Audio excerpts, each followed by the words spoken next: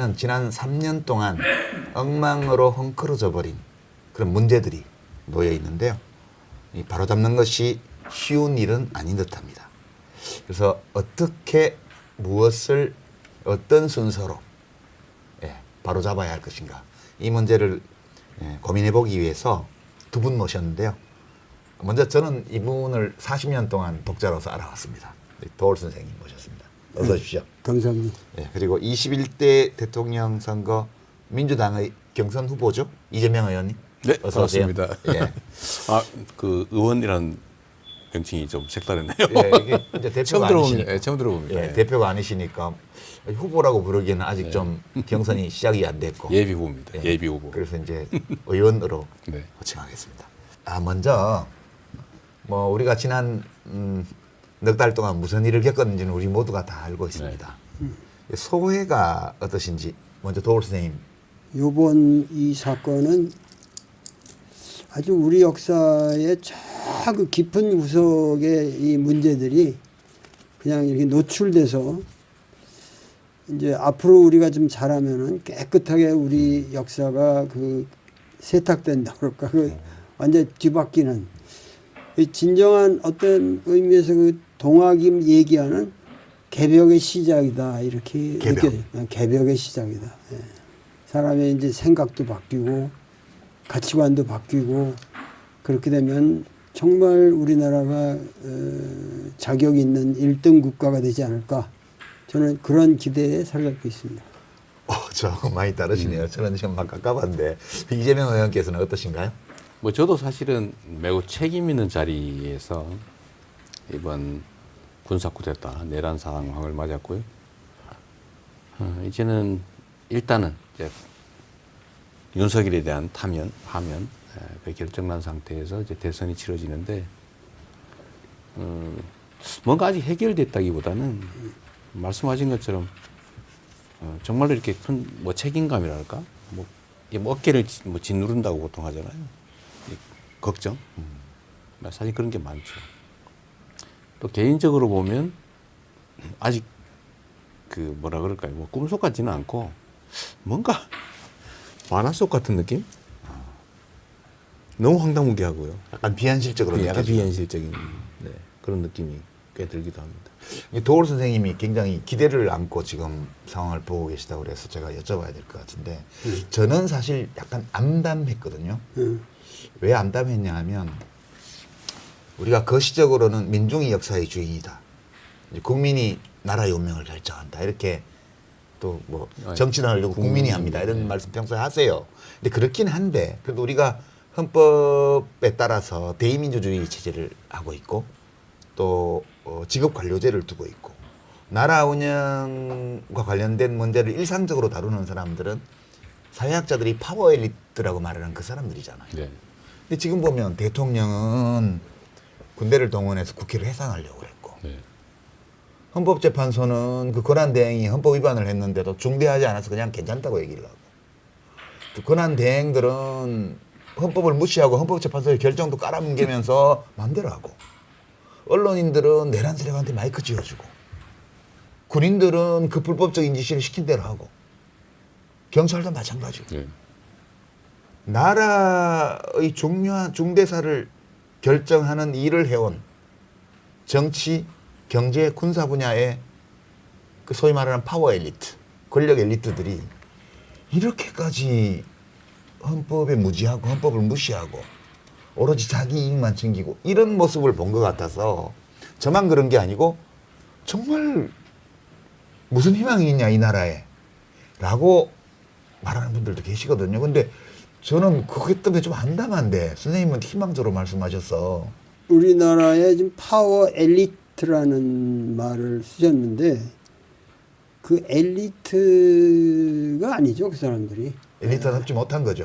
그거는 엘리트가 아니고, 옛날에 엘리트라고 하는 거는 예를 들면 안동 지역의 퇴계라든가 그 지방 사람들의 모든 가치관을 관리하면서 그 문화를 이끌고 가는 어떤 그 공동체의 중심 역할을 하는 사람들.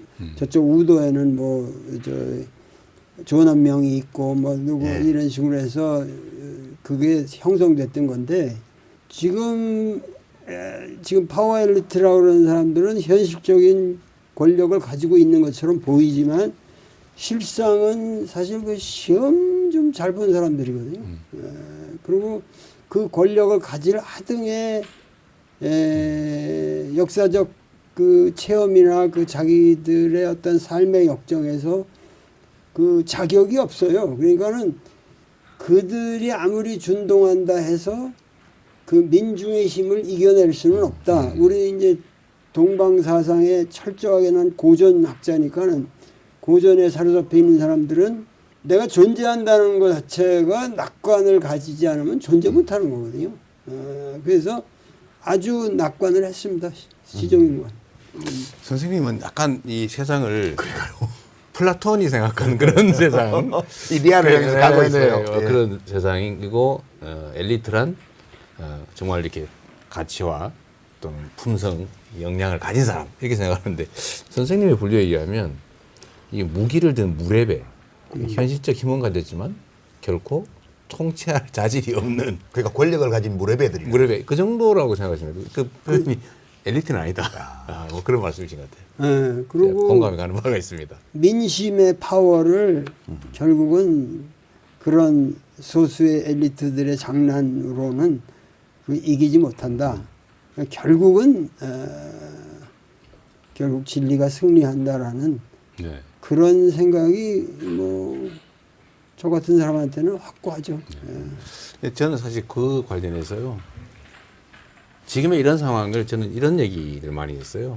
건강한 신체에 감염이 된 거예요. 예를 들면 이 병균에 의해서. 근데 이 얼마나 많이 침습할 거냐, 얼마만큼 건강을 해친 상태에서 이겨낼 거냐. 물론 못 이겨낼 수도 있어요. 극단적인 경우는. 그럼 나라가 망하죠. 망하는 거죠. 근데 우리 사회가 과연 건강한 신체인데 병에 감염이 됐다. 열 나겠죠. 힘들고 고통스러운 과정을 겪을 텐데 저는 이겨낼 거라고 생각했죠.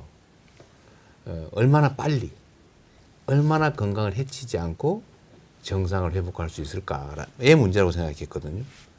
근데 생각보다는 제가 생각했던 것보다는 우리 사회가 훨씬 건강했던 것 같습니다. 면역력이 강하다. 네, 면역력, 저항력이 생각했던 것보다는 강한 것 같아요.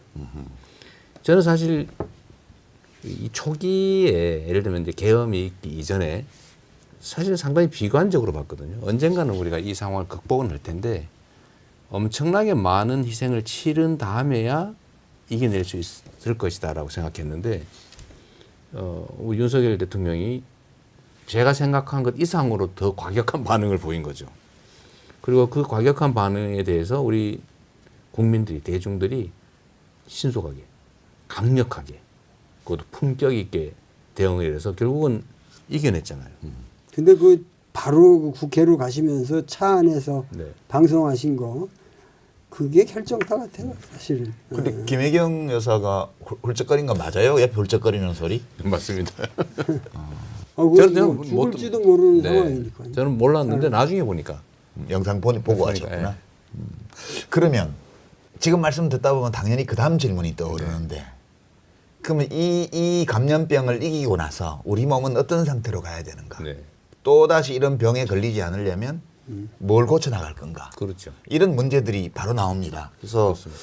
그러면 결국 윤석열 대통령과 그 정권 담당자들이 했던 모든 행위들은 지금 우리 국민들이 요구하는 바와 달랐기 때문에 그렇죠. 예. 지금 파면된 거잖아요.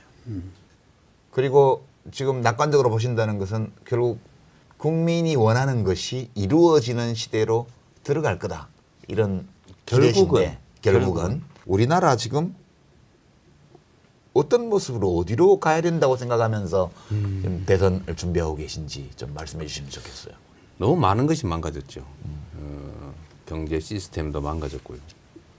민주주의라고 하는 그런 기본적인 통치 시스템 또는 질서도 망가졌고 세상에 법 질서의 최고 규범이라고 하는 헌법을 그걸 지켜야 될 공직자의 최고 책임 공직자가 대놓고 어길 뿐만 아니라 아예 파괴를 하고 있잖아요. 여전히 이제 이 내란 사태는 계속 중인 거죠. 아직 병이 완전 병이 나은 이제 게 아닌 거죠. 그러니까 표면에 있는 고름은 이제 제거됐는데 그 밑에 소위 옛날 말로 하면 해근이라고 하는 게 그냥 든든하게 버티고 있는 거죠 아직까지. 근데 이걸 제거하는 과정인데 여전히 고통스럽죠. 그리고 재발 위험성도 매우 크고요. 그 지금 극렬하게 저항하지 않습니까? 네. 안 보이지만 엄청난 저항이 있는 거예요. 근데 결국은 이겨낼 텐데 저는 우리 국민이 그런 힘이 있다고 봐요. 다만 우리의 대응 정도에 따라서 치러야 될 대가, 그 기간, 또 훼손의 정도 이게 다를 거다. 근데 저는 희망적으로 보는 것이 정말 우리 국민들은 위대하다는 생각을 자주 해요. 또 경험도 했고 보통은 이렇게 한번 당하면 그 열패감이 생겨가지고요 후퇴하거든요. 공포에 포기하죠. 공포 때문에. 근데 우리는 도전하잖아요. 저는 남태령이라고 하는 그 아주 상징적인 공간, 그 시간을 보면서 딱 떠오른 게 트랙 타왔던 날 밤. 네, 그날 밤 그게 딱 오금치고개 생각이 나더라고요. 그래서 제가 표현도 그렇게 했지만 결국 우리 국민들은 동학군은 못 넘었지만 결국 현재 우리 국민들은 그 저항을 뚫고 그 반역을 뚫고 제자리에 갈 거다. 그리고 그런 준비도 돼 있고요. 근데 이게 지금은 완전히 망가진 건 아니어서 경제 시스템, 그러니까 사실 경제 개혁을 해야 되거든요. 또 새로운 길도 찾아야 되고요. 그래서 저는 그 중에서도 사실 문화 콘텐츠 영역이 우리의 정말 큰 장점이라고 봐요. 그 출마 동영상에 네. 이 영어 쓰는 거에 대해서 또 나무라는 분도 계시는데 저도 별론데. K 이니시어티브. 네. 그러니까 이제 한국이 주도하는. 주도한다 네. 그런 뜻인데 그렇습니다. 그걸 약간 광고 카피처럼 그렇게 쓰셨던데 네. 이제 거기서는 아주 압축해서 말씀하셨는데 네. 그 말을 선택을 잘하셨다고 생각하는 게 그 대학에 나오는 치국 그 수신제가 치국 평천하 그러면은 네. 대통령이 되는 건 치국까지고 예. 네. K 이니셔티브가 이제 평천하. 네. 예, 병전아. 평천하. 그럴 수 평천하. 있겠네요. 그때 K 이니셔티브의 주체는 뭐 정치가가 아니라 이 민중 국가 네.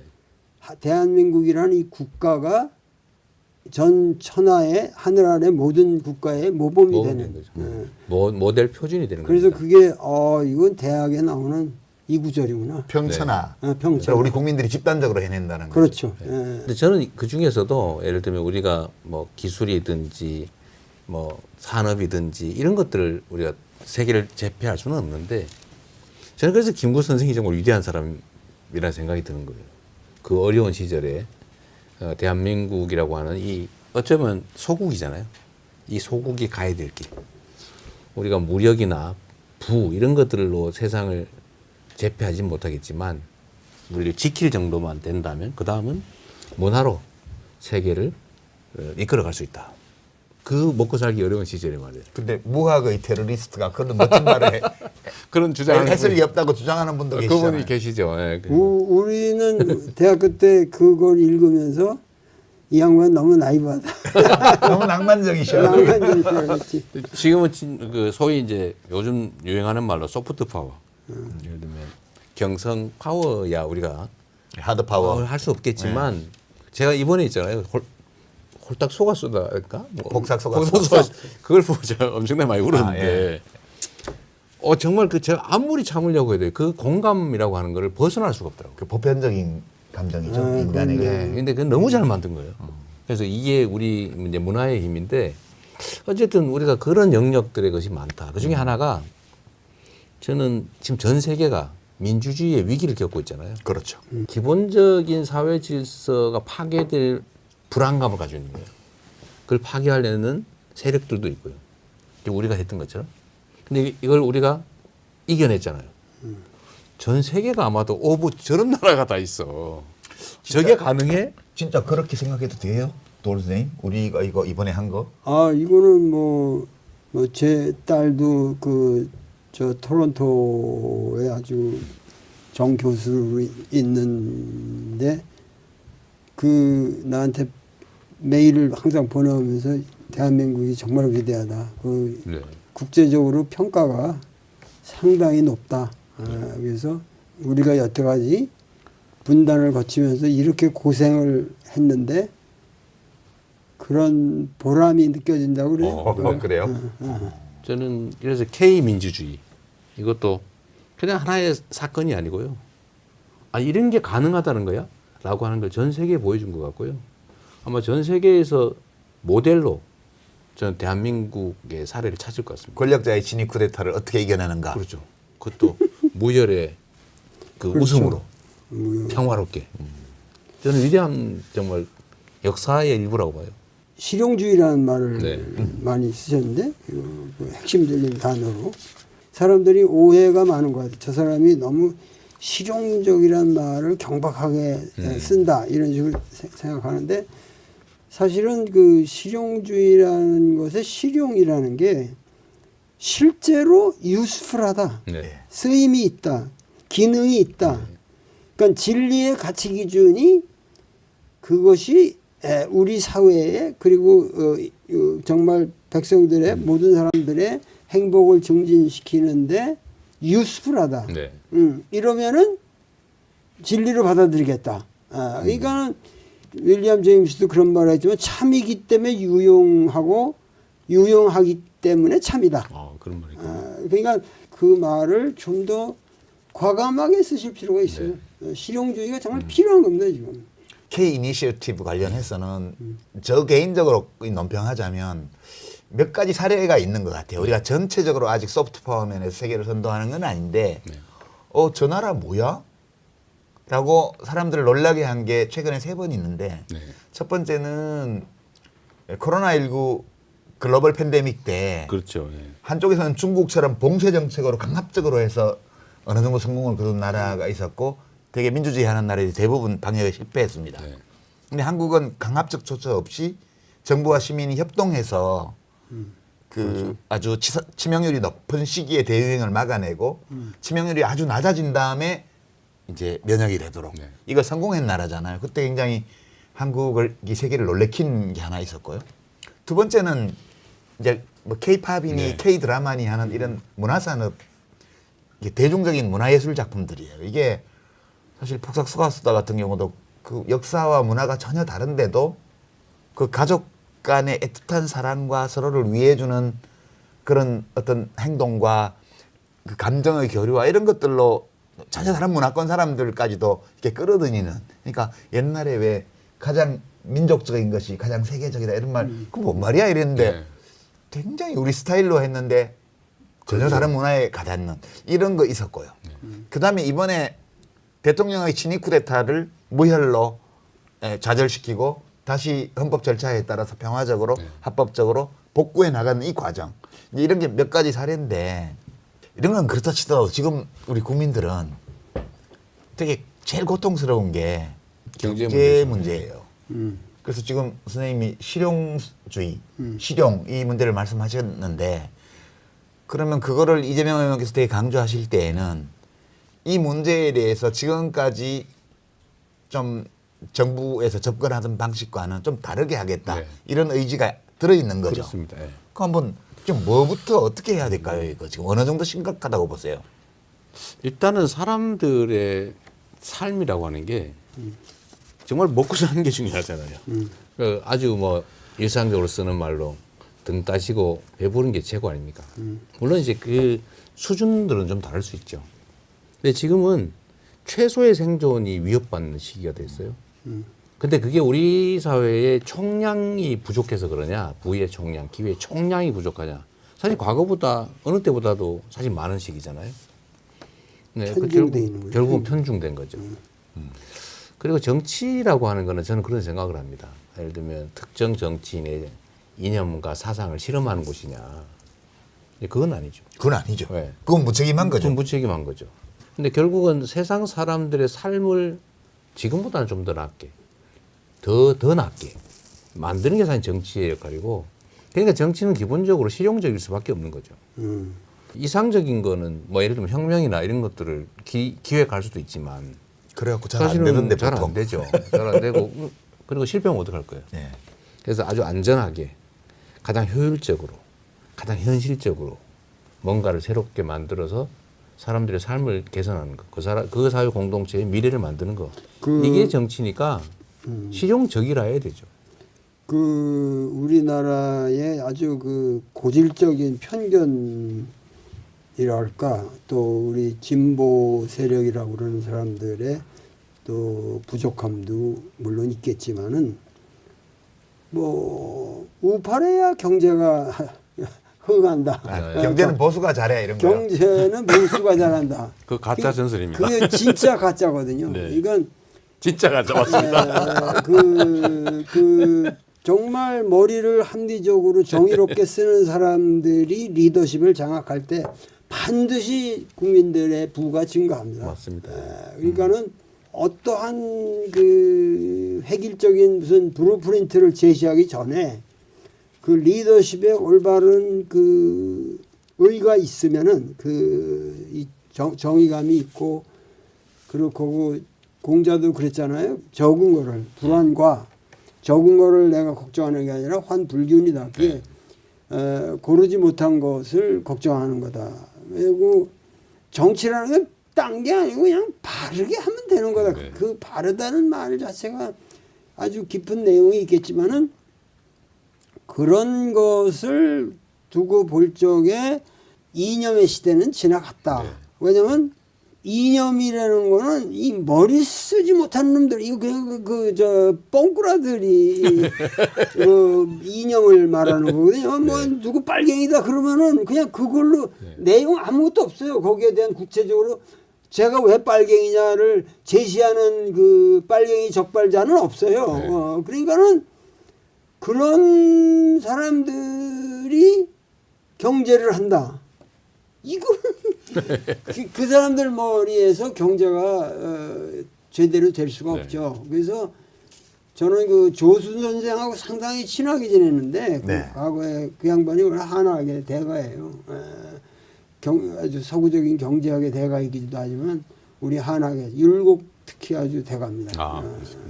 그 양반이 나보고 얘기하는 게 선생님 경제라는 게 잘 모르겠다고 그 경제학 공부를 좀 제대로 해야겠다고 그러면 그 양반이 항상 하는 말이 경제라는 거는 사람들이 그 영어의 에코노미로 생각하는데 경제라는 거는 그 경세 재민이야.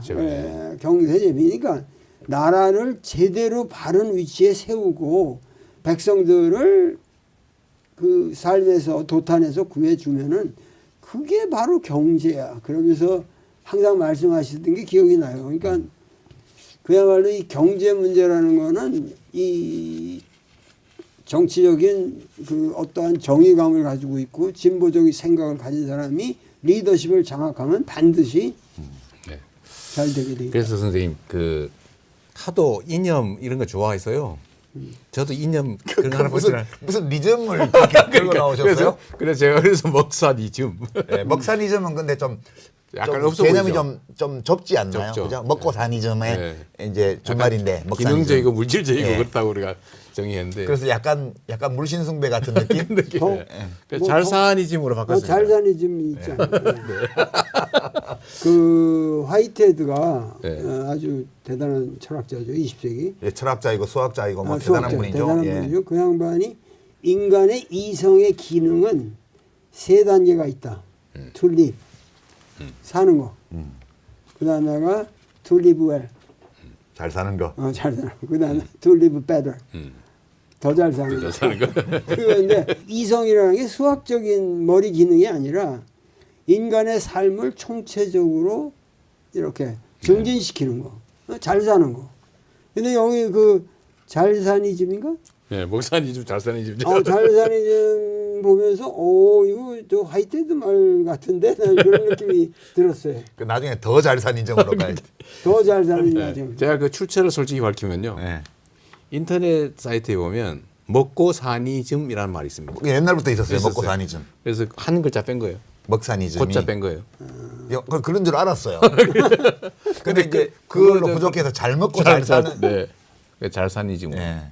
근데 이제 잘사니즘은 먹사니즘보다는 범위가 좀 넓은 것 같아요. 느낌상. 같이. 정확히 어떤 의미를 담았는지는 모르겠지만 먹사니즘이 그냥 아주 기본적인 거를 얘기하는 거라면 네. 잘사니즘은 약간 인문적인 보통 우리가 인문적이라고 말하는 그런 가치가 좀 들어가 있는 그런 제가 그래서 느낌이. 그 구분을 했는데요. 목사니즘은 채소 생존에 관한 거예요. 기본. 그렇지. 기본 뭐 생존에 기본 관한, 그 기본 화이트 생존에 관한 그래요. 거고, 예. 기본 생존에 관한 거고, 그래서 고통 없는 삶, 약간 기능적이고 물질적인 거죠. 근데 잘사니즘은 좀 단계를 높여서 가치와 정신이 중요하죠. 행복한 삶, 단계가 좀 높게. 자부심을 그건 느끼는 삶. 약간 물질적인 것보다는 정신적인 것으로 승화된 거라고 할 수 있죠. 자, 좋은 얘기인데 이제 구체적으로 한번 여쭤볼게요. 제가 진단하기로는 네. 지금 우리 경제가 나쁜 이유가 네. 이제 미시적으로 작은 문제들도 많지만 대통령은 거시경제를 운영하는 사람이 네. 기본적으로 그러면 지금 보면 우선 수출이 엄청 안 좋아요. 그렇습니다. 뭐 이제 작년에 무역 흑자 났다고 그러지만 그 수입이 줄어서 흑자 난 거고 수입이 줄면 그 다음 시기에 수출이 또 더 줄어요. 우리가 구조가 그렇게 돼 있어서 이거 하나 있고요. 두 번째 내수가 부진합니다. 지금 그게 제일 35개월 문제죠. 이상 계속 내수가 지금 마이너스거든요. 세 번째는 이 부자 감세 해줘가지고 균형 재정한다고 그랬는데 엄청 적자가 나가지고 이제 나라빚이 세수 결손도 나고 100조가 늘어났어요. 예, 재정 적자가 엄청나게 지금 커졌습니다. 불경기라서 국세 수입은 안 느는데 안 그래도 그걸 감세를 여러 가지 방식으로 시행령으로 해주고 뭐 이래가지고 지금 세수가 예측했던 것보다도 몇십 조씩 해마다 적게 났습니다. 이 세 가지가 제일 큰 문제인데 지금 우선 수출 안 되는 거는 정부가 지 맘대로 할 수 있는 건 아니지만 외교하고 관계가 있는 거고요. 그렇습니다. 두 번째 이제 내수가 안 좋은 거는 불경기인데 정부 지출이 줄으니까 더 그런 것 같고 세 번째는 정부 지출이 줄은 이유가 이게 부자 감세 때문에 불경기를 더 악화시키는 문제 이게 세 개 있는 것 같아요. 대충 맞습니다. 예. 그죠? 이렇게 진단하시죠. 그러면 우선 뭐부터 제일 먼저 손댈 수 있을까요? 대책은 원인에서 그냥 나오는 거죠. 이 중에서 예를 들면 대외 여건은 우리 마음대로 쉽게 고쳐지잖아요. 그러니까 국제 질서가 지금 통째로 바뀌고 있기 때문에 그걸 우리 힘으로 뭐 바꿔가지고 갑자기 경제 용토를 늘리거나 대외 여건을 개선하는 게 쉽지는 않습니다. 근데 사실은 큰 문제와 작은 문제가 있을 때 작은 문제가 많이 쌓이면 큰 문제가 되는 거예요. 그렇죠. 그게 내수 문제입니다. 내수는 지금 상태에서 상당한 정도 교정할 여력이 있어요. 지금도. 근데 안 하는 거죠. 그 되게 위험한 게 그런 거잖아요. 책 한 권 보면 제일 위험하다면서요. 책 한 권 읽은 사람이 제일 위험하죠. 제일 위험하죠. 아예 안 읽은 사람보다 훨씬. 네, 안 그러니까 읽으면, 이 윤석열 대통령이 그 밀턴 프리드만 선택할 자유 그거 한 권밖에 안 읽었잖아요. 그건 제가 모르겠는데 제가 이 자리 그 말하기 참 그렇고 하여튼 자유의 이름으로 네. 사실 자유와 방치를 구별해야 되잖아요. 방임, 방치. 근데 실제로 시장이 방치돼 있어요. 정부가 완전히 손을 떼버렸습니다. 이게 마치 그게 진리인 것처럼. 근데 시장과 분리된 정부, 정부와 분리된 시장은 없는 거예요. 그래서 어쨌든 내수 문제는 지금 상당한 여력이 있어요. 그 즉각적으로 할 수 있는 수단들이 있다는 거죠. 맞습니다. 그러니까 제일 먼저 그거부터 네, 하시겠다. 그거부터 해야죠. 그럼 지금 자영업이 지금 뭐 요식업부터 시작해가지고 국내 여행 관련 각종 그 업종들 이런 데가 다 지금 굉장히 힘들거든요. 사실 작년 12월 3일 이후부터 갑자기 엄청나게 소비가 줄어들었어요. 여력이 줄어든 것도 있는데 심리적으로. 너무 위축된 겁니다. 그러니까 일단 이걸 복원해야 되고요. 두 번째는 정부가 역할을 해야죠. 정부 역할은 원래 아주 기본적인 건데 이게 고등학교 교과서에 나온 얘기거든요. 사회교과서. 그렇죠. 가계, 기업, 정부. 예. 생산, 소비, 조정. 예. 이 역할이 있는데 조정을 하는 정부가 경기가 과열되면 살짝 눌러주고 경기가 침체되면 받쳐주고 부채질을. 해야 되는 받쳐주고를 안 해요. 이게 지금 사실 성장률을 떨어뜨리고 있습니다. 정부가 손을 떼버리니까 정부 지출이 줄어든 데다가 사실 얘를 역할을 안 해버리니까 잠재 성장률보다 성장률이 더 떨어지는 거예요. 그러니까 세수가 더 줄어요. 더 줄니까 더 떨어져요. 이런 바보짓을 하고 있는 거죠. 근데 요거를 교정을 해줘도 상당 정도 개선될 겁니다. 예. 성남에서 뭐 이렇게 행정을 하시면서 그런 거를 많이 하셨잖아요. 예. 지금 자잘한 거 많이 했죠. 그 사이즈가 다르죠. 그렇죠. 예, 네. 저 중앙정부 운영한 성남시하고는 볼륨이 다르잖아요. 비슷합니다. 근데 결과는 예를 들어 성남에 그 골목 상권들이 다 망해가고 있었거든요. 보증금도 없고 막 권리금도 사라지고 뭐 시장에 뭐 예를 들어 금호시장 3분의 1이 막 비고 있었는데 사실 큰 돈은 안 들이고요. 그 재래시장들이 성남은 거의 다 살아났어요. 큰 돈 안 들이고. 예를 들면 지출을 조금 늘리는 정도 하고 교육하고 사람들의 심리를 개선하는 걸로 그 작은 동네에서 그렇게 하면서 정부는 정부는 빚도 다 갚고 하면서 그걸 했잖아요. 빚도 예. 갚고 그건 재정이 좋아져서 그런 측면도 있는데 이 사람들이 행복해하고 지출이 그 동네에서 좀 회전이 좀 되니까 작은 돈으로 성과가 나는 거죠. 그래서 저는 사실 우리 국민들께서 경제에 그러면 엄청나게 어려운 거라고 생각하는 경향이 있는데 매우 단순하게 보면요. 돈이 1억이 있는데 누가 그냥 움켜쥐고 있어요. 아무 소용없는 거죠. 근데 돈이 예를 들면 100만 원이 있는데 그게 동네에 막 돌아요. 그 100바퀴 돌면 100만 원이 1억이잖아요. 그게 경제거든요. 순환이죠, 경제는. 순환이죠. 근데 이 역할을 정부가 해줘야 되는데 지금 정부가 손을 떼가지고 이 순환 자체가 막혀 있어요. 점점 악화되고 있습니다. 쉽지는 않아요. 그러나 지금 예를 들면 국내의 내수 문제 어느 정도 개선의 여지가 있고요. 또 기업들이 국제 경쟁을 할 때 지금 혼자 외롭게 싸우고 있거든요. 정부가 지원을 해야죠. 받쳐줘야죠. 길도 열어주고. 그래서 이 외교의 역할이 매우 중요하죠. 그리고 몇 개 나라에 완전히 집중되어 있는데 정부라고 하는 게 우리 국민들의 삶에 도움이 되냐. 제가 그 얘기도 했는데 대통령이 탄핵이 되니까요. 대북비라 대남 오물풍선이 사라졌어요. 아, 그거는 미국에서 오는 돈이 끊어져서 그렇다는 얘기가 아니 있더라고요. 뭐 그것도 있겠지만 다른 방법도 있죠. 꼭 미국에 돈 없다고 돈 안 온다고 못 하겠어요. 어쨌든 이 지휘탑이 사라지니까 그게 없어졌어요. 그 악순환이 사라졌죠. 그 장기적인 경제 정책으로 가기 전에요. 네. 지금 선생님 보시기에는 그 한중 관계 이게 지금 정상이 아니지 않나요? 이게 무역에도 굉장히 큰 영향을 지난 몇 년간 미쳐왔다고 저는 보는데. 도대체가 지금 우리가 한국이 중국과 척칠 아무런 이유가 없어요. 그리고 지금 협중이라고 하는 이거는 완전히 고의적으로 지배층에서 하여튼 그 지난 2, 3년 동안 만들어온 이건 뭐 말도 안 되는 건데 그것이 사실은 미국이 그 협중 그런 이 중국을 억압하는 그런 정책을 쓰면서 우리나라의 뉴라이트라는 사람들이 괜히 그냥 중국을 그렇게 대적시한 거예요. 근데 기업의 입장에서 중국이란 마켓이 없이 어떻게 삽니까? 그렇고 중국은 얼마든지 우리가 외교적으로 모든 면에서 그 충분히 동반자적으로 갈 수가 있고 그리고 세계 정세가 지금 미국이 트럼프가 저렇게 관세 저렇게 하니까 사실은 우리가 미국이 제일 두려워하는 게 한중일 경제 이 공동 대처라고요. 그것이 유럽연합보다 더 커진다고.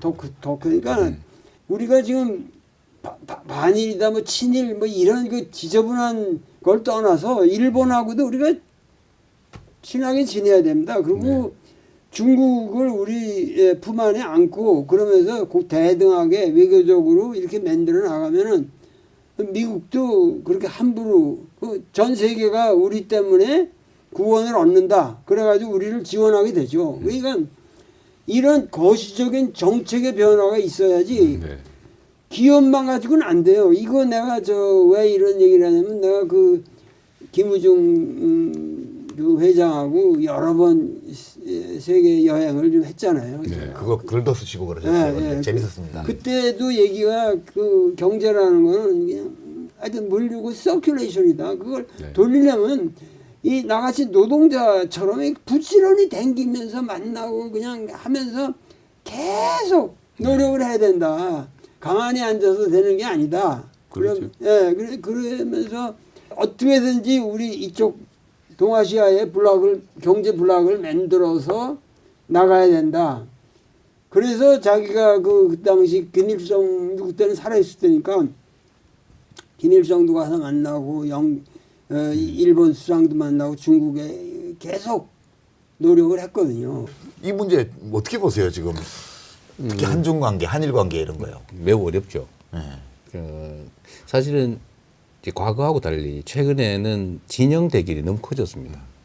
근데 하나 우리가 참고할 거는 미국이 중국에 대한 공세 작전, 대결 작전을 펴는 것처럼 보이죠. 그렇죠. 그렇죠. 하고 있죠. 그럼 그게 다냐? 사실은 우리가 안 보이는 데에서 협력을 해요. 필요한 부분은 또 협력을 한다고. 협력, 경쟁, 대결이 사실은 일상적으로 같이 이루어지고 있어요. 근데 우리한테 보이는 건 대결 국면만 보이죠. 그것만 하라고 그러죠 우리 보고. 또 그런 것도 있죠. 네. 그런 거 한국시켜가지고 하고. 네. 그러나 어쨌든 대결 국면이 좀 강하기 때문에 우리가 이거를 깨겠다는 생각을 하기는 실제로는 어려워요. 예, 우리의 상황이. 그래서 한미 간 협력은 저는 매우 중요하다고 보고요. 왜냐하면 우리의 이 토대 비슷해요. 이게 부인할 수 없어요. 또 아까 말한 일본 관계도 저는 제가 사실은 매우 일본의 행태에 대해서 매우 비판적이긴 한데 거시적으로 봤을 때 협력해야 되는 건 맞아요. 서로 손해예요. 그러니까 이거는 좀 분리 대응을 좀 하자. 과거사 문제, 또 뭐 독도 문제 이런 것들, 그 싸우는 거 싸우고.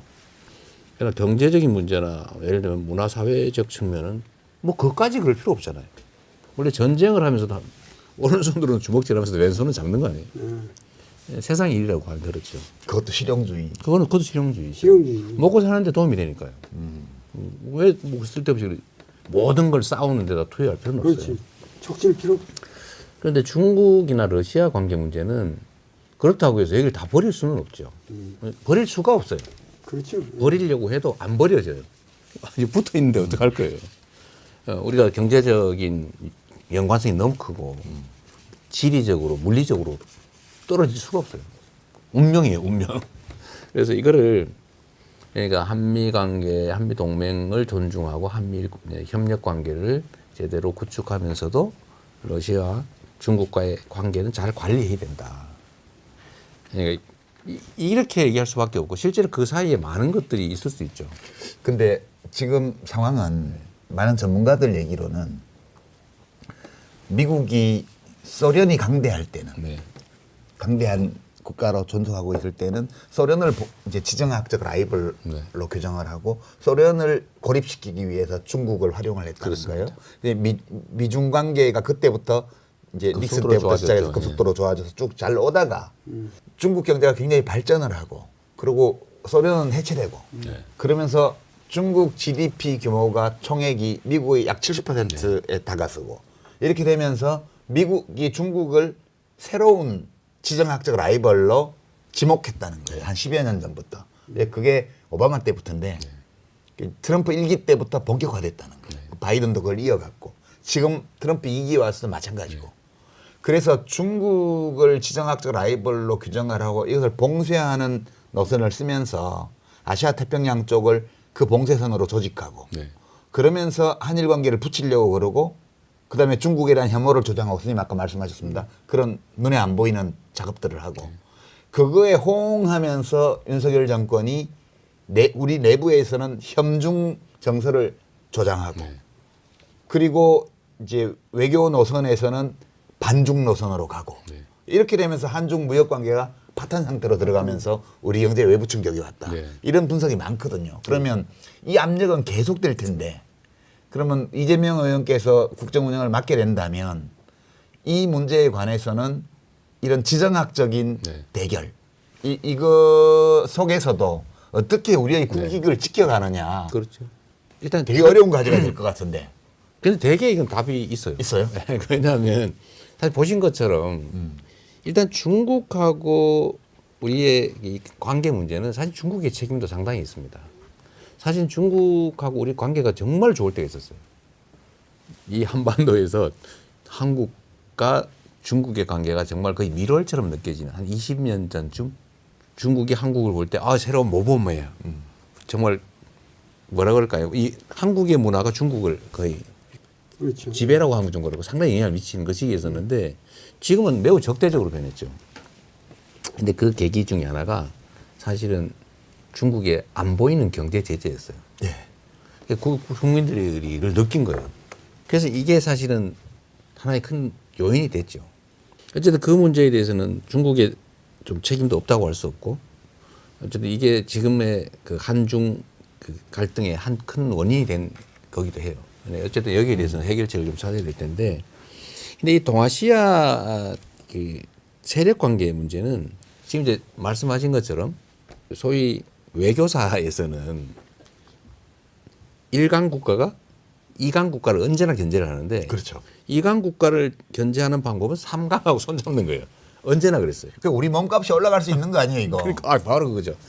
그러니까 이 우리나라처럼 지금 뭐 러시아, 일본, 뭐 미국, 하여튼 이 중국이 모든 강국이 이렇게 직접 와닿아 있는 나라가 없잖아요. 그렇죠. 네. 그러니까 지정학적으로 어떤 이 국제관계에 거의 그 피봇 아주 축 노릇을 할 수 있는 나라인데 춘추전국 시대처럼 뭐 정나라라든가 노나라 같은 약소국이라도 그 외교관계 책사들을 동원해서 그렇게 해가지고도 유지를 했단 말이에요. 합종연행으로. 네. 합종연행으로 국력이 약해도 근데 지금 우리나라는 지금 경제력으로도 뭐 10대 강국이고 군사적으로도 이게 한 7등쯤 한다고 7등쯤 하는 5위입니다. 5위로 오히려. 올랐어요. 예. 그러니까는 외교적으로도 이거 강국이 될 수가 있어요. 우리 약한 나라 아니에요.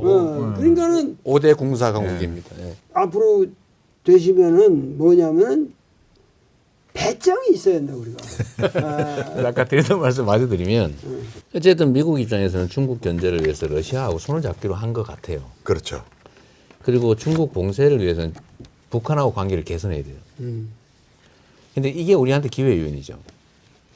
사실은 우리가 남북 관계도 개선을 해야 되잖아요. 그렇죠. 지금 안 그래도 그 얘기 하려고 그랬는데. 지금 최악인데. 이 맥락에서 해야 될 거 아니에요. 그렇습니다. 그러니까 사실은 미국은 북한하고 관계를 개선할 거예요. 그 길로 갈 수밖에 없어요. 왜냐하면 미국이 북한의 쓰임새를 최근에 와서 발견한 거 아니에요. 그렇습니다. 예. 지금 국제 정세가 미국과 러시아가 가까워지고 러시아와 북한은 특수관계고 특수관계가 됐죠. 예. 우리 윤 정부가 너무 심하게 하는 바람에 너무 가까워졌어요. 우리한테 매우 위협 요인이 됐죠. 그러나 어쨌든 북한에 대해서 미국은 관계 개선을 할 거고 중국을 견제하기 위해서. 그러니까 우리는 북한하고 미국 관계 개선될 때 우리가 제3자 입장에서 멀리 떨어져 있으면 큰일 날 수가 있어요. 예. 그러니까 미국하고도 이 문제에 대해서 서로 윈윈할 수 있죠. 지금 트럼프는 북한의 쓸모가 있다고 보고 지금 하는 그렇습니다. 거지. 예. 그 어떤 전문가는 무슨 노벨 평화상 얘기하는 건 헛소리라고 그러더라고요. 그런 거 아니라고. 트럼프는 노벨 평화상 상금을 한 1억 불쯤 주면 관심을 가질 거라고. 돈이 관심이 있기 때문에. 그러니까 미국의 대통령으로서 미국의 장기적인 군사 전략적인 이익을 위해서 움직이는 걸로 봐야 된다. 그렇습니다. 그 맥락에서 보면 중국을 지정학적 라이벌로 설정을 하면 북한이 쓸모가 있는 존재가 된 거라고. 그렇습니다. 예. 그러니까 남북 관계도 개선의 기회가 올 거고. 그렇죠. 특히 이제 최근에 그 미국에서 그 파나마 운하, 예. 파나마 운하 뺏어오겠다고. 또 하나 더 있어요. 그린란드를 예. 군사적으로 점령해 버릴 수가 있으니까 미국으로 넘어와라. 아니면 팔아라. 예. 근데 그 이유가 뭐겠어요? 사실은 북극 항로 때문입니다. 온난화 때문에 네. 북극 항로가 열리는데 이거는 수에즈 운하, 파나마 운하를 다 피할 수 있잖아요. 엄청나게 가까운 거리로 항로가 열리는데 여기에 대한 주도권을 누가 갖냐. 사실은 이 문제도 사실 걸려 있어요. 그러니까 이거는 정말 외교 역량이 정말로 중요한 상황이 됐고 우리한테 기회죠. 예를 들면 이제 해양 경쟁이 벌어졌는데 그 중국하고 사이에. 그렇습니다. 중국 봉쇄를 위해서는 엄청난 전함들이 필요한데 미국이 배를 못 만들어요. 그래서 조선업이 다 망했더라고요. 미국은 조선업을 할 수가 없는 상태예요. 근데 우리가 세계 최강이에요. 그러니까 이것도 또 하나의 요인이죠. 북극 항로 문제, 그래서 트럼프 쪽에서 해군 얘기를 하는 거예요. 해군 얘기하는 겁니다. 그러니까 이것도 사실은 잘 관리를 해야죠. 그래서 우리한테는 기회가 많이 열려 있어요. 다만 잘 관리한다면 아니면 다 뺏기는 거죠. 이제 좀 예민한 문제로 들어가 볼게요. 지난 몇 년 동안 정말 우리 이재명 의원께서 죽을 고비를 진짜 여러 차례 넘겼어요. 그러니까 정치적으로 죽을 고비가 아니고 진짜 물리적으로 죽을 고비. 물리적으로 맞습니다. 물리적, 법률적으로 죽을 고비를 제가 보기엔 미니멈 4차례를 넘기고 지금 여기 와 계신데 그런데 지금은 이제 선거법 때문에 이제 대선을 해야 되니까 플랜카드에 이름을 싸고 욕하는 걸 못한다고 그러더라고요. 네. 얼마 전까지만 해도 전국에 예, 대한민국의 공적 제1호는 이재명이다. 이재명은 무슨 일이 있어도 안 된다. 이런 플랜카드를 막 엄청 전국에 발랐어요. 네. 왜 이렇게 무서워한다고 생각하세요? 저는 사실 이해가 좀 안 돼요. 그게 아마도 그냥 일반적으로 보면 사람은 자기가 아는 만큼 인식하게 돼 있잖아요. 예. 자기가 아는 만큼 말하게 되는데 본인들은 첫째 엄청나게 이재명을 스스로 괴롭혔다고 생각하는 것 같아요. 자기들이 스스로. 두 번째 이렇게 나서면 반드시 보복을 한다가 그들의 생각인 것 같아요. 그러니까 절대로 하면 안 되는 것 같아요. 근데 저는 사실은 그 얘기 하기 전에 네. 아니 어떻게 하겠다는 말씀하시기 전에 네. 도울 선생님 이거 어떻게 보세요? 저 가해자들이 저렇게 계속 악을 쓰는 이거를 어떻게 해석해야 됩니까? 그렇게 바라보는 사람들의 이 정치관 그리고 세계관 자체가 그 인간관. 그러니까 이재명이라는 사람은 성장 배경이나 모든 뭐 이런 것에서 볼 적에 대통령이 될 수 없는 클래스에 속하는 사람. 하면 원래 소속이 소속이 그러니까는 전태일이 대통령이 된다는 그거랑 비슷하다고 보는 거예요? 그런 식으로 느끼고 있는 거야. 그래서 난 내 생각으로는 전태일이 되면 그건 좋은 건데. 저도 좋은데. 그런데 그들에게서는 어떻게 전태일 같은 놈이 그것에 내가 대통령을 모시냐?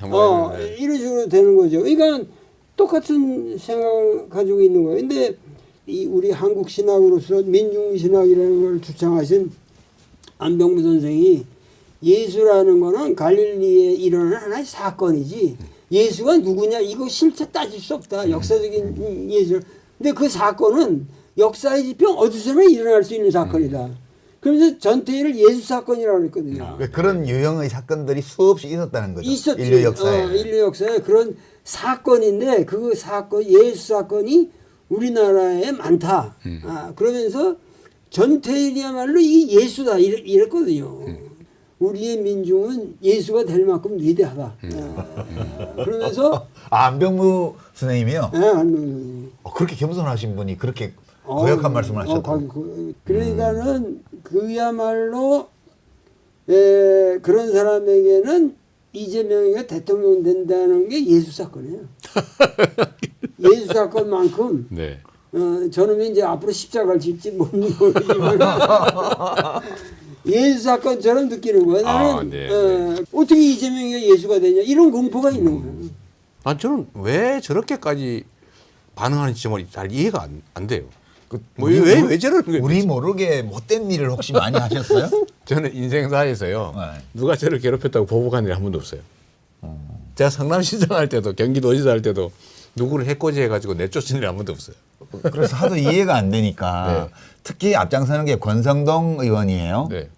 권성동 지금 원내대표 아니에요, 그죠? 그렇습니다. 권성동 원내대표가 뭐 입만 열면 이재명이 대통령 되면 뭐 피바람 불 거라고 복수의 칼을 휘둘러서 막 그러는데 또 한편에서는 그 어둠의 민주당은 아니냐 뭐 그 열혈 중앙 의혈 중앙 중앙대학교 그 학생회 그게 의혈 중앙이래요. 의회 죽고 참여상자. 그래서 누군가가 최근에 이렇게 그 11분짜리 그 출마 영상을 이렇게 보고 있는 권성동 의원의 뒷모습을 사진을 찍은 게 있는데 이제 이재명의 출마 선언을 보고 있는 의혈 중앙. 어둠의 민주당은 의혈 중앙 자꾸 그렇게 해서 이재명을 더 띄워주고 있는 게 아니냐 권성동이. 얼마 전에 어록집도 하나 내주셨죠. 예, 또 망언집이라고 했는데 명언집이더만요. 명언집 아니었어요? 예, 그 망언집이었어요 원래. 저도 처음에 보자마자 아니 왜 원래 민주당에서 이런 거 만들어야 되는데 그러게요. 왜 국힘당에서 이걸 만들었지? 그러니까 이게 이렇게 하는 이유는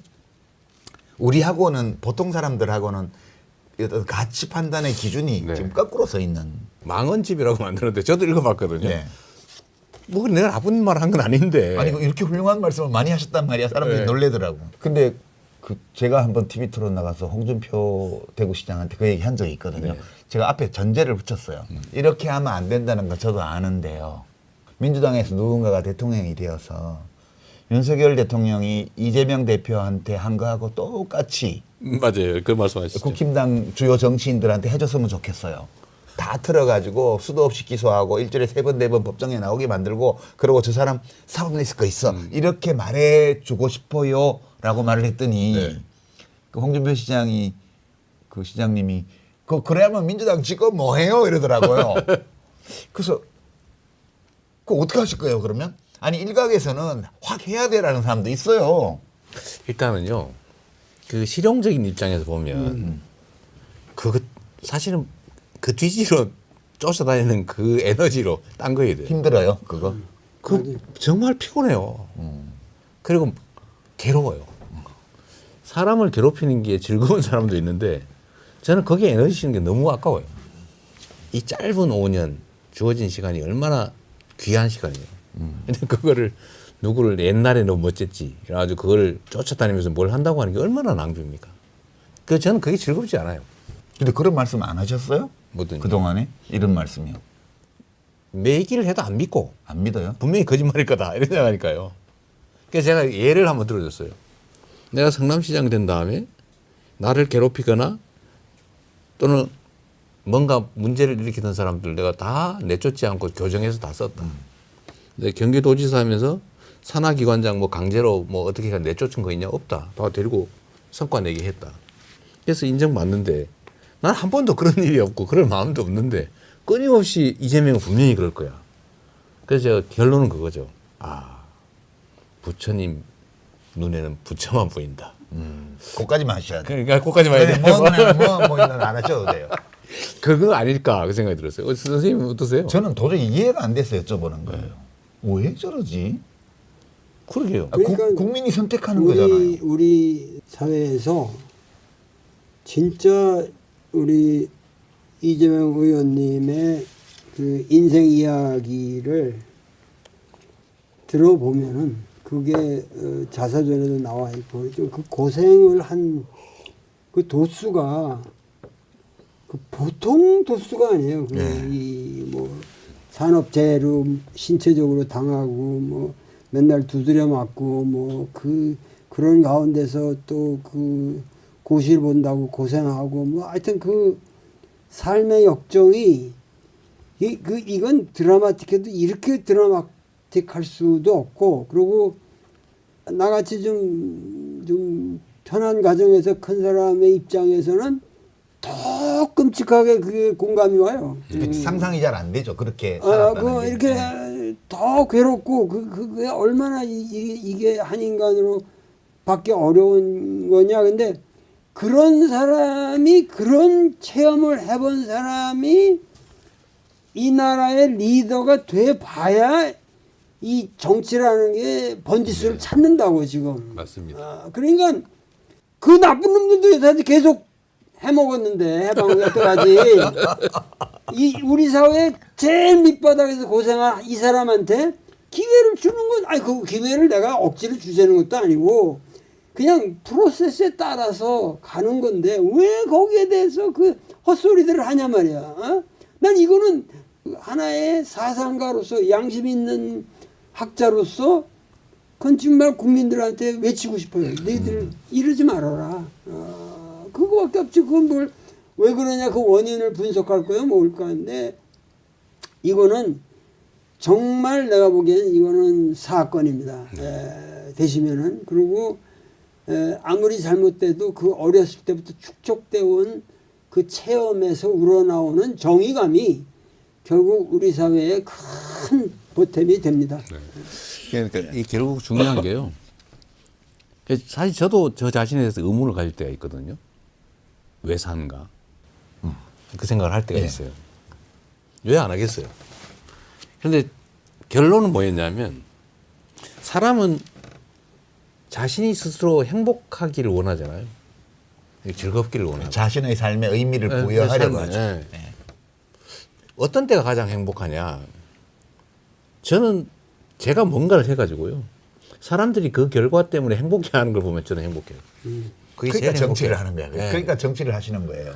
너무 행복해. 예를 들면 제가 막 계곡 가서 막 설득하거나 아니면 압박하거나 뭐 재정 지원하거나 해서 싹 정비를 했더니 거기 수백만 명이 가가지고 즐겁게 애들 지금도 놀고 사람들이 사진 찍어서 올려요. 그럼 예. 얼마나 더 행복해요.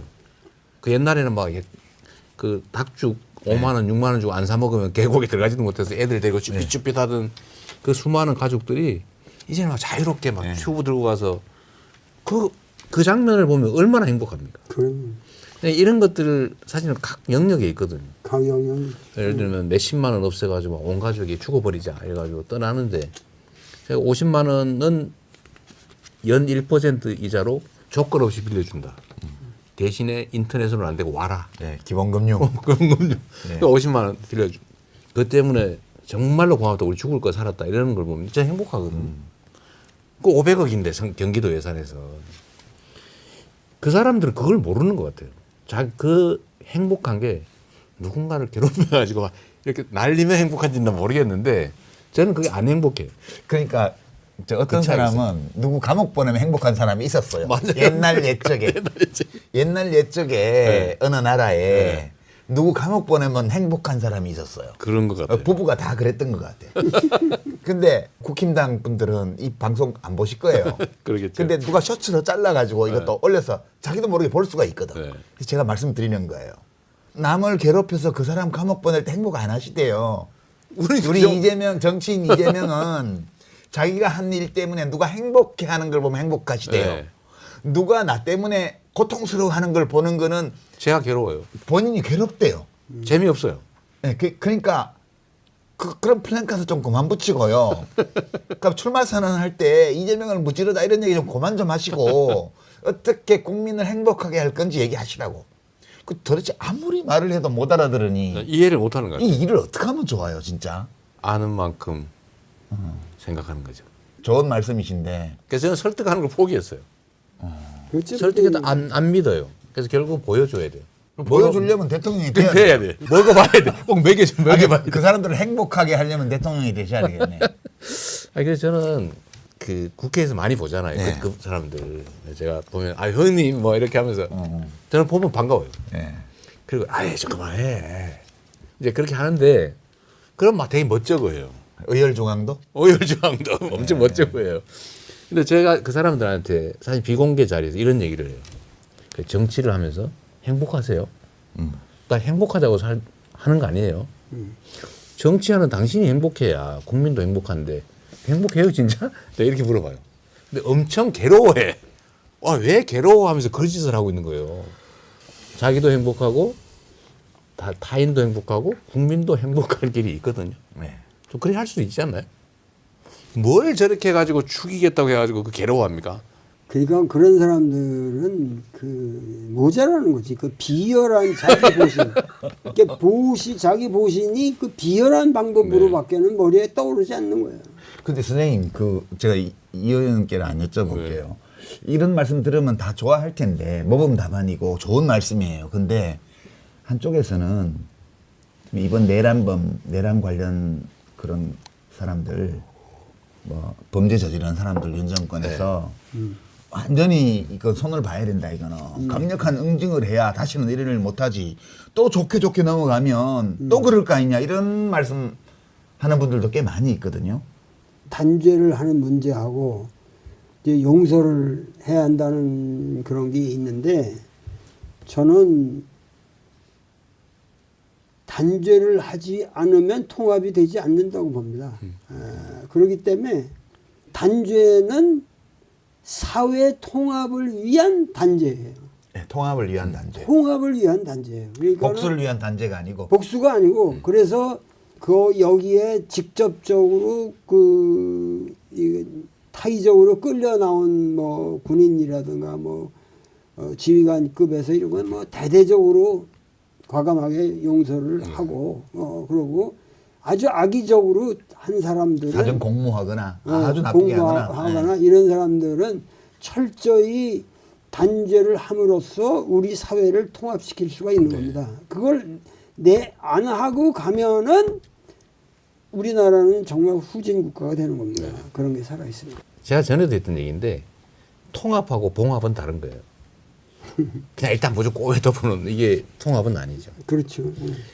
분명하게 진상은 가리고 가리고 책임질 건 책임지고 또 그렇다고 해서 다른 이유 때문에 쓸데없이 뒤져가지고 괴롭히거나 이런 거 하면 안 돼요. 뭐 나올 때까지 터는 거. 그런 거 하면 안 돼요. 절대 안 된다는 거.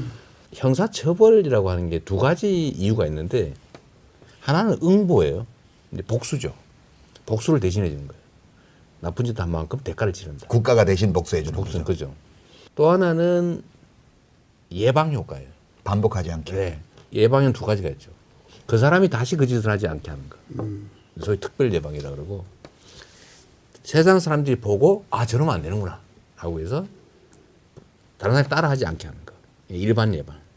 이 예방과 응보 이 두 가지가 형벌의 목적인데 예방 효과도 없고 응보는 충분히 했다면 그건 말로 가둬놓고 괴롭히면서 사회적 비용을 지출하냐고요. 일반적으로 형사 사건으로 형사 범죄로 구금되어 있는 네. 사람들에 대해서 네. 일반적으로 꼭 내란 법만을 그렇죠. 말하는 게 아니고 네. 이제 그러면 이제 결국은 그러면 내란 사범은 어떡할 건데 이런 얘기가 나오는데 저는 이 내란 사범 문제는 사실은 군사 쿠데타 이거 다시는 벌어지면 안 되거든요.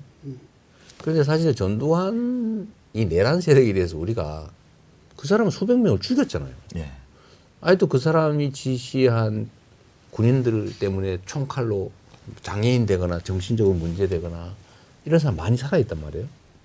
그런데 다시 군사 쿠데타를 시도했어요. 피해자가 아직도 살아있는. 살아있는데 이거를 그러면 충분히 책임을 못 지고 뭐 성공하면 좋고 성공 안 해도 뭐 얼마든지 다시 살아날 수 있네 이 생각을 하면 어느 나라처럼 쿠데타가 6개월에 한 번씩 벌어지는 상황이 볼리비아입니다. 볼리비아. 그리고 맨날 그러고 있잖아요. 예. 지금 192번째 일어났습니다. 200년 동안. 이게 말이 안 되잖아요. 네, 이런 상황은 막아야 된다.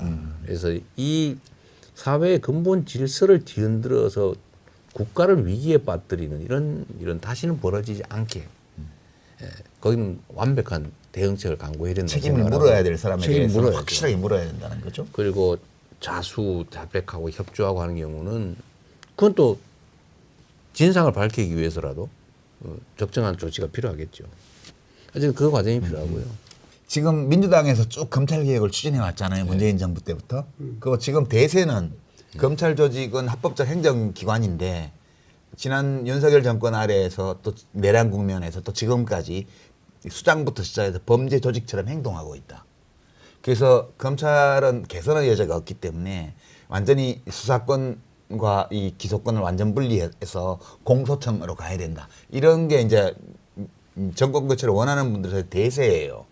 근데 아까 질문하고 관련해서 어떤 얘기가 있냐 하면 야 지금까지 민주당이 그렇게 해왔는데 저 이재명이 대통령이 되면 검찰개혁 스톱시키고 자기 말 들을 사람 검찰총장 꼽고 이렇게 해가지고 칼 들고 와서 다 죽이는 거 아니야? 네. 이게 있는 거 같아 내가 보기에는. 자기들이 그랬으니까. 예. 저는 검찰 수사권 문제는 어쨌든 기소하기 위해서 수사하게 허용해서는 안 된다. 원칙적으로. 그거 당연하죠. 수사와 기소를 분리를 해야 돼요. 그게 법무부 안에 있든 어디에 있든 수사 담당 기관, 기소 공소유지 담당 기관은 분리하는 게 맞습니다. 당연히 그래야죠. 그러니까 수사기관끼리도 서로 견제해야 돼요. 그렇죠. 한 군데다 시켜놓으면 안 됩니다. 독점하면 안 돼. 그래서 몇 군데를 저는 공수처를 대폭 강화할 생각이거든요. 지금 검사가 너무 없어요. 공수처 안에. 지금 임명을 권한 대행이 지금 7개월째 안 안 하고 했잖아요. 말이 안 되잖아요. 몇 달째 그래서 지금. 인원을 막 줄여놓은 거죠.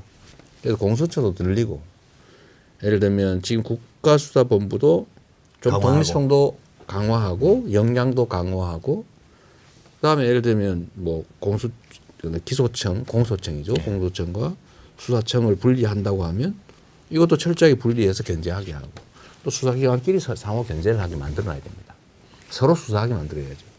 권력이 뭉쳐 있으면 국민이 피해자가 반드시 남용됩니다. 예. 권력의 본성이 그렇죠. 권력은 견제하게 만들어요. 그 말은 검찰 개혁을 스톱시킨 다음에 검찰 수뇌부에 말달들 칼제비들을 꽂아가지고 네. 야당을 도륙한다. 이런 그럼 거는 우리도 뭐 아는 거예요. 그러니까요. 자기들이 그렇게 해놓으니까. 예. 제가 이 얘기도 하나 좀 드리고 싶은데 사람은 이기적인 존재라서요. 공정한 가해가 불가능합니다. 예를 들면 내가 한 대 맞잖아요. 한 대를 때리면 됐어. 안 됩니다. 2대는 때려야지. 최소한 2대를 때려야 돼. 그러니까 2대 맞은 사람은 내가 합당하게 했으니까 2대 뭐 적절하네. 안 끝나요. 다음에 4대를 패야 네 대를 패. 아니면 한 대 빼고 한 대에 대해서 이 끊임없이 에스컬레이트 됩니다.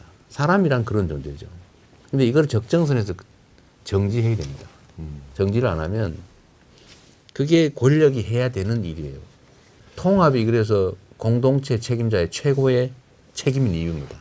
선생님 이 말씀에 동의하세요? 저는 오히려 그런 문제에 대해서 사실은 상당히 보수적인 생각을 가졌었는데 뭐냐면은 좀 사회를 좀 정화하려면은 검찰 세력을 약화시키지 말고 지금 여기에서 좀 과감하게 더 바르게. 그러니까 정의로운 세력이 진정한 그 권력을 휘두를 수 있는 정치적 단계도 필요하다 그랬는데 지금 말씀하신 대로 그러면 여러 가지 또 부작용이 생기고 그것이 계속 반복이 될 거기 때문에 지금 말씀하시는 대로 기소권과 수사권을 분리시켜서 어떻게든지 검찰의 위상을 좀 살려주면서도 제약하는 그러한 현명한 정책이 나오면 좋겠습니다. 예. 그러니까 당장 칼질을 하면 감정적으로 시원할지 모르지만 그렇게 해놓고 나면 자기가 또 불안해져요. 그죠? 치러야 할 대가가 너무 커요. 네. 사회적으로. 그보다 더 급한 게 많아요, 문제는. 국민의힘 지지자 여러분, 국민의힘 의원 여러분, 지금 말씀 들으셨죠? 안 해요, 귀하들처럼. 그러니까 절대 걱정하시지 말고요. 좀 검찰 개혁은 수사 기소권의 완전 분리로 갑니다. 검사 여러분들도 그렇게 마음의 준비를 하셔야 돼요. 지금 하는 뻘짓들 좀 그만하시고요. 예, 자 그렇게 하고 이제 시간이 다 돼가기 때문에 벌써요? 그럼요, 마무리해야 될 때가 다 왔습니다. 이제 사실 대통령을 중간에 파면하는 거는 좋은 일은 아니죠. 맞습니다. 근데 이걸 8년 사이에 우리가 2번이나 했습니다. 어쩔 수 없이 한 거예요. 안타까운 예, 일이죠. 다시는 이런 일이 있으면 안 될 텐데요.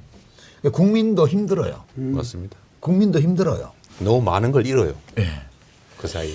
우리 에너지를 우리들 각자가 좀 더 행복해지는 쪽으로 서로 써야 되는데 서로 참을 수 없게 만들기 때문에 서로 다투는 쪽으로 에너지를 쓰고 있으니까 네. 모두가 지금 힘들거든요. 그래서 그렇습니다. 이거를 벗어나야 되는데 나는 그런 힘든 게 대한민국은 민주공화국이다. 예. 민주라는 말이 우리가 주인이라고 그런다면은 이게 숙명이다. 네.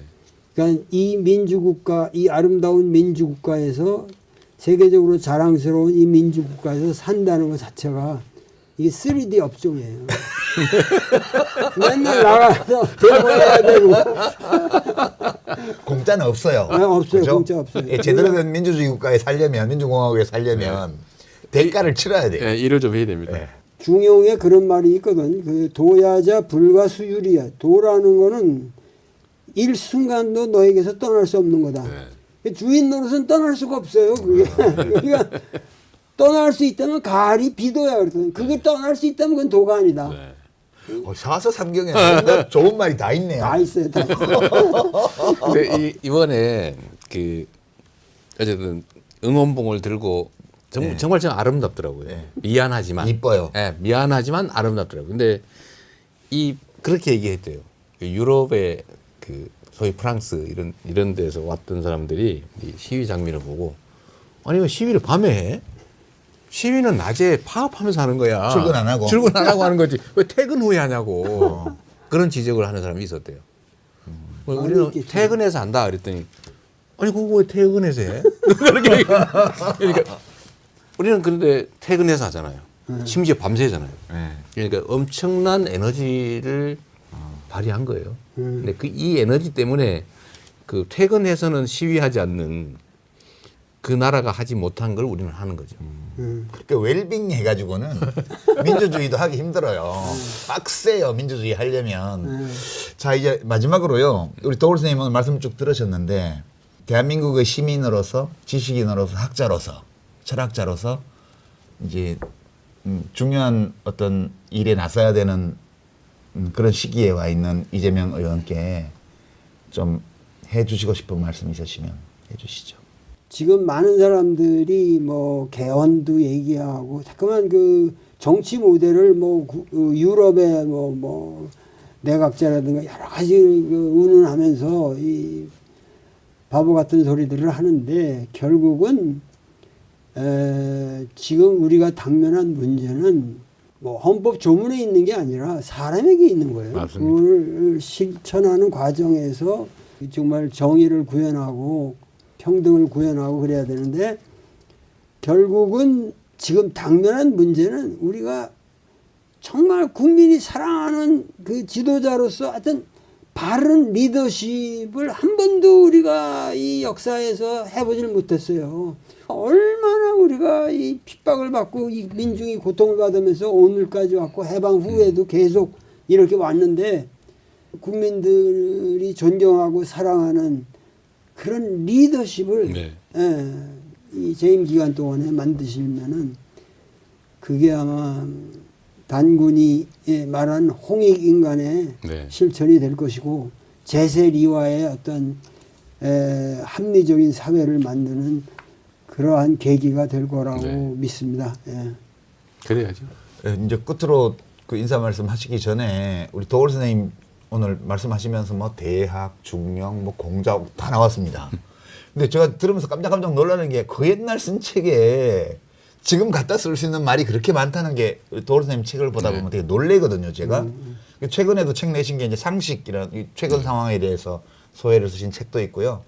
또 이제 옛날 분이시긴 한데 만해 한용운 선생에 대한 책도 2권짜리 내셨어요. 그러니까 요새 나오는 시사 비평 유튜브만 보시지 말고요. 이 옛날 분들에 대해서 옛날 어떤 지식을 가지고 오늘의 일을 조명하는 이런 책들을 읽어보시면 의외로 깜짝 놀랄만한 재미난 얘기가 많습니다. 네. 이 시청자 여러분 참고하시고요. 이제 끝으로 우리 이재명 의원께서 이제 그좀 힘든 일을 앞둔 그런 시점에서 우리 국민들께 네. 제가 이 말씀은 꼭 드리고 싶습니다. 네. 이런 거 있으실 것 같아서요. 네, 네. 부탁드립니다.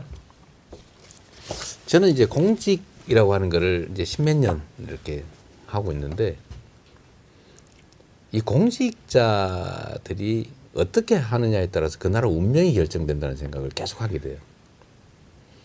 그리고 이 공직자들의 한 일, 공무라고 하는 게 정말 하자면 끝이 없이 많아요. 그래서 제가 안 합니다. 그러니까 무한대로 많아요. 그런데 안 하자고 하면 아무것도 안 해도 돼요. 하기로 해서 뭔가를 최선을 다해서 만들어내면요. 그 성과라고 하는 게 상상 이상이에요. 비교하면 성남시장 일은 호미 정도, 도지사 일을 하면 쟁기 정도. 근데 대한민국의 일을 하면 거의 트랙터 정도가 돼요. 잘하면 얼마나 큰 변화를 만들겠어요. 그 짧은 시간이긴 하지만 저는 무지하게 짧다고 생각하거든요. 그 짧은 시간에 한 사람의 정성으로 그 대통령 한 시간의 가치는 5,200만 시간의 가치가 있잖아요. 5,200만의 우주에 영향을 미치지 않습니까? 그럼요. 예. 그 귀한 시간들을 정말 최선을 다해서 잘 활용하면 정말 큰 변화를 저는 만들어낼 수 있을 거라고 좀 믿거든요. 그래서 우리 국민들께서도 아유 뭐 정치 뭐 그놈이 그놈이야. 요즘 그놈이 그놈이야는 좀 많이 사라지긴 했더라고요. 워낙 아니라는 게 네. 많이 들어갔기 때문에. 근데 그렇게 생각하실 일은 아니고 정말 충직한 일꾼을 뽑아서 일을 열심히 잘 시키면 우리의 삶이라고 하는 게 정말 근본적인 변화가 올 수도 있다. 그렇죠. 네, 그런 기대를 좀 가져주시면 좋겠어요. 지금 비록 이제 어려운 시기이긴 한데 이게 또 기회이기도 합니다. 그러니까 변화를 만들어내려면 고통이 따라요. 그런데 위기 상황이 되면 우리 그 구성원들이 고통을 감내할 마음의 준비를 해요. 그래서 변화가 쉽습니다. 좀 걷어내야 되거든요. 새 걸 심으려면. 그러니까 지금은 정말로 좋은 기회예요. 우리가 고통 겪고 어려운 상황에 처해 있긴 하지만 그래서 오히려 기회일 수 있는 거죠. 저도 옛날에는 희망을 가지면 좋겠어요. 공부를 맨날 하니까 그 나 나름대로 정당화가 되잖아요. 내 삶에 대해서. 그래서 정치 얘기나 하는데 내가 공부하는데 좀 방해되니까 얘기하지 말라고 그랬는데 요새는 그런 말을 못 하겠더라고. 이걸 거치고 나서 네. 내가 지식인으로서 정치를 모른다. 나는 상관없다. 이렇게 말할 수 있는가. 그 순간에 그 양심에 가책이 오니까 네. 참여해야지. 뭔가 바른 발언을 해야지. 그래서 이번에 저도 많이 배웠습니다. 정말 대변화의 시기고요. 정말 더 나은 희망 있는 세상을 정말 만들 수 있어요. 이번이 기회입니다. 자, 이게 오늘 두 분이 이제 긴 시간 함께 해주셨는데요. 저는 우리 이재명 의원께서 하신 많은 말씀들 중에 기억에 나는 게 꽤 많은데 그 중에 하나가 이 공직선거에 계속 출마하는 이유가 휘두르고 싶은 권력을 찾아서 하는 게 아니고 일할 권한이 필요해서 기회, 네. 예. 나에게 공직이라는 것은 권력이 아니고 일을 할 수 있는 권한이라는 거. 그게 굉장히 와닿았습니다. 저한테는. 그리고 그 권한으로 뭘 해서 누가 좋아하는 걸 보면 내가 행복하다. 되게 정치하는 사람은 되게 이런 취향을 가지고 있어야 정치에 적합하다고 저는 네. 평소에 늘 생각합니다. 이제 트랙터의 권한을 네. 예, 뭐 가지시면 일을 더 많이 하시겠죠. 네. 판단에 따라서 다르겠습니다만 이제 홈이나 쟁기보다는 트랙터가 좀 낫겠죠. 네, 그런 생각도 좀 하면서 오늘 이 자리를 마치도록 하겠습니다.